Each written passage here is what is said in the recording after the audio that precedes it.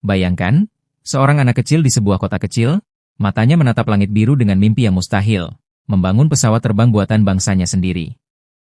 Anak itu adalah Bacharuddin Jusuf Habibie. Siapa sangka, dari kota kecil di Sulawesi, ia akan menjadi jenius yang menggetarkan dunia. Tapi, tahukah kamu, di balik kesuksesan Habibie, ada kisah pengorbanan, kerja keras, dan rahasia yang bikin merinding? Cerita ini bukan sekadar sejarah, tapi inspirasi untuk kita semua yang punya mimpi besar. Sebelum kita mulai perjalanan luar biasa ini, dukung channel ini dengan menekan tombol like, subscribe, dan nyalakan lonceng notifikasi, supaya kamu tidak ketinggalan cerita inspiratif lainnya. Siap? Mari kita mulai kisah sang jenius yang mendunia, B.J. Habibie. Bagian 1. Awal kehidupan sang jenius. Di sebuah kota kecil bernama Parepare, Sulawesi Selatan, pada 25 Juni 1936, lahirlah seorang bayi mungil yang kelak akan mengubah sejarah bangsa Indonesia. Ia diberi nama Bacharuddin Jusuf Habibie, atau yang kita kenal dengan B.J. Habibie. Sejak kecil, Habibie sudah menunjukkan keistimewaan yang tak biasa. Ia bukan sekadar anak yang cerdas, tapi juga haus akan ilmu pengetahuan. Ayahnya adalah seorang ahli pertanian, sementara ibunya adalah sosok yang disiplin dan penuh kasih sayang. Dari merekalah Habibie belajar dua hal penting, kerja keras dan ketekunan. Namun, masa kecil Habibie tidak selalu bahagia. Saat ia baru berusia 14 tahun, sang ayah meninggal dunia karena serangan jantung. Kehilangan itu menjadi pukulan berat, tapi justru membentuk pribadi Habibie menjadi lebih kuat. Di sekolah, Habibie dikenal sebagai anak yang suka membaca dan berpikir jauh ke depan. Ia sering menghabiskan waktu berjam-jam mempelajari buku teknik, fisika, dan mesin. Saat teman-temannya sibuk bermain, Habibie justru asyik membayangkan bagaimana caranya membuat pesawat terbang. Dari sinilah bibit mimpi besar itu muncul, mimpi untuk mengangkat nama Indonesia lewat teknologi dirgantara. Namun, perjalanan menuju mimpinya tidak semudah yang dibayangkan. Setelah lulus SMA, Habibie harus meninggalkan tanah air untuk melanjutkan studi di Jerman. Bayangkan, seorang anak muda dari Parepare pergi ribuan kilometer ke negeri asing, hanya berbekal tekad dan semangat. Disinilah perjalanan hidupnya sebagai jenius yang mendunia benar-benar dimulai. Bagian 2. Perjuangan di negeri Jerman yang penuh tantangan. Bayangkan berada di negeri asing, ribuan kilometer dari rumah, dengan udara dingin menusuk tulang dan bahasa yang terdengar seperti kode rahasia. Itulah yang dialami Habibie ketika menginjakan kaki di Jerman pada tahun 1955. Ia datang bukan sebagai orang kaya, bukan pula dengan fasilitas mewah, tetapi hanya membawa tekad baja, mewujudkan mimpinya membuat pesawat terbang untuk Indonesia. Hidup di Jerman tidak mudah. Biaya hidup mahal, makanan serba terbatas, dan musim dingin menjadi ujian mental. Habibie harus menghemat uang sedemikian rupa hingga pernah hanya makan roti dengan margarin selama beberapa hari. Bahkan, ia mengaku pernah harus berjalan kaki sejauh beberapa kilometer karena tak sanggup membeli tiket transportasi. Namun, semua itu tidak membuatnya menyerah. Justru, di tengah kesulitan itu, Habibie membuktikan kejeniusan otaknya. Ia kuliah di Teknische Hochschule Aachen, jurusan teknik penerbangan. Tak hanya lulus, ia mencatat prestasi luar biasa, mendapat gelar diplom ingenieur, setara S2, dengan nilai nyaris sempurna, hanya dalam waktu 3,5 tahun. Padahal, normalnya butuh 5 tahun. Tak berhenti di situ, Habibie melanjutkan ke jenjang doktoral.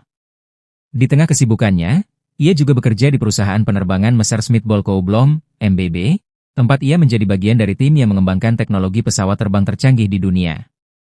Hebatnya lagi, ia menciptakan rumus cerap progression teori, sebuah teori yang mampu menghitung retakan pada sayap pesawat.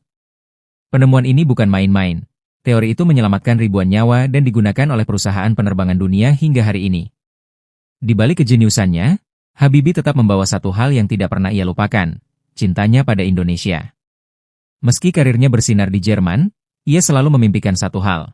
Suatu hari, pesawat buatan anak bangsa akan mengudara di langit Nusantara. Bagian 3. Kembali ke tanah air dan mewujudkan mimpi besar.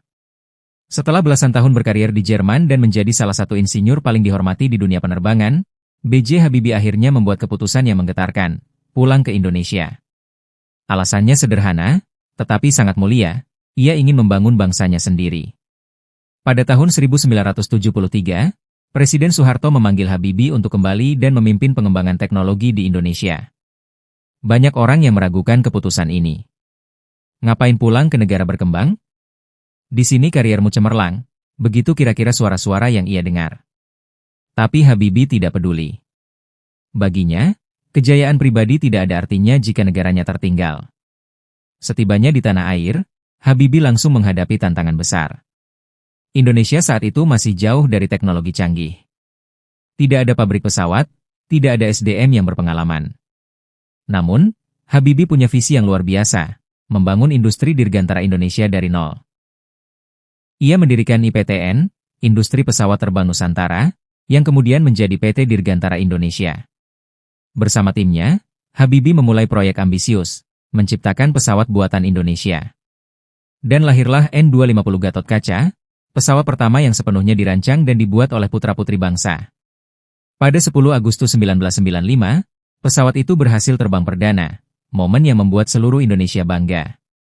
Namun, perjuangan Habibie tidak hanya soal pesawat. Ia juga membawa perubahan besar di bidang teknologi, pendidikan, dan industri.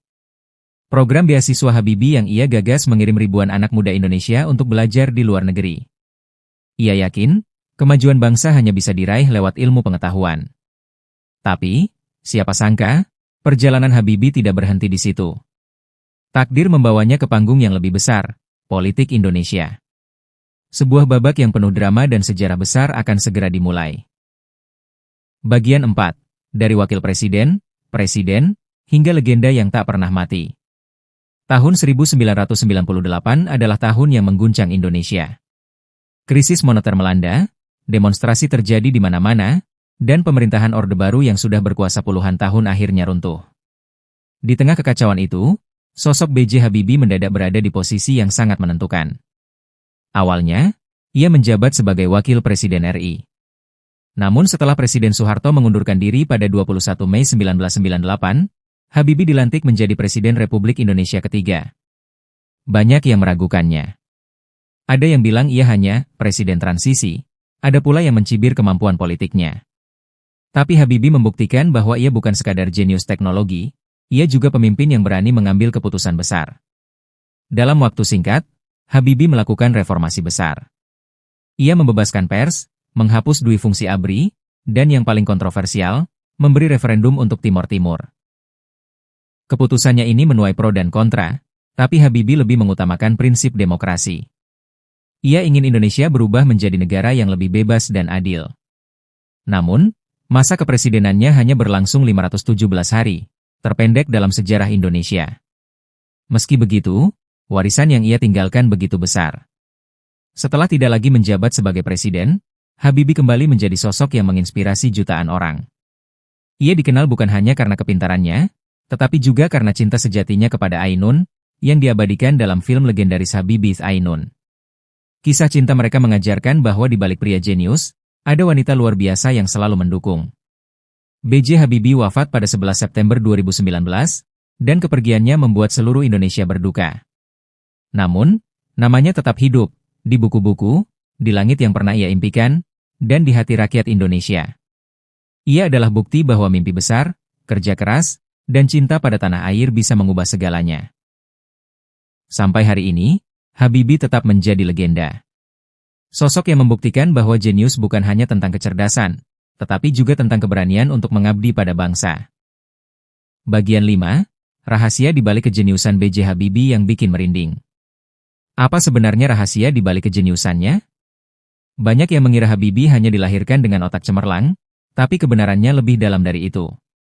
Habibie bukan hanya pintar, ia disiplin, tekun, dan punya cara berpikir yang berbeda dari kebanyakan orang. Sejak muda, ia punya kebiasaan unik, menulis setiap ide yang muncul di kepalanya, sekecil apapun. Ia percaya, setiap ide adalah benih yang bisa tumbuh besar. Bahkan, ketika di Jerman, Habibie rela begadang berhari-hari hanya untuk memecahkan satu persoalan teknik yang rumit. Ia sering berkata, jangan pernah menyerah sebelum mencoba 1000 kali. Rahasia lainnya adalah prinsip Habibie Factor.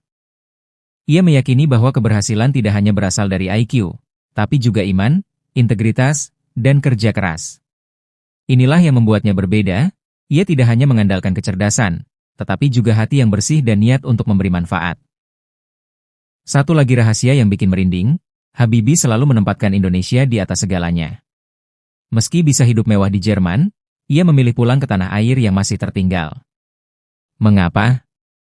Karena ia percaya, ilmu bukan untuk kemuliaan pribadi, tapi untuk kemajuan bangsa. Inilah yang membuat nama Habibie dikenang bukan hanya sebagai jenius teknologi, tetapi sebagai ikon pengabdian dan cinta tanah air. Dan pesan terakhirnya yang selalu menggetarkan hati adalah, jangan lelah mencintai Indonesia. Karena kalau bukan kita, siapa lagi? Dari Parepare hingga Jerman, dari ruang laboratorium hingga istana negara. B.J. Habibie bukan sekadar jenius. Ia adalah simbol mimpi yang diwujudkan dengan kerja keras dan cinta pada tanah air. Ia mengajarkan kita satu hal, tak ada yang mustahil jika kita berani bermimpi dan berjuang untuk mewujudkannya. Kini, Habibie mungkin telah tiada, tapi namanya akan selalu terukir di langit Indonesia, di setiap sayap pesawat yang terbang, dan di hati kita semua yang percaya pada kekuatan mimpi. Terima kasih sudah menonton video ini sampai akhir. Jika kisah ini menginspirasi kamu, jangan lupa tekan like, subscribe, dan aktifkan lonceng notifikasi, agar kamu tidak ketinggalan cerita luar biasa lainnya dari channel ini. Sampai jumpa di video berikutnya, dan ingat, teruslah bermimpi, karena mimpi besar akan mengubah dunia.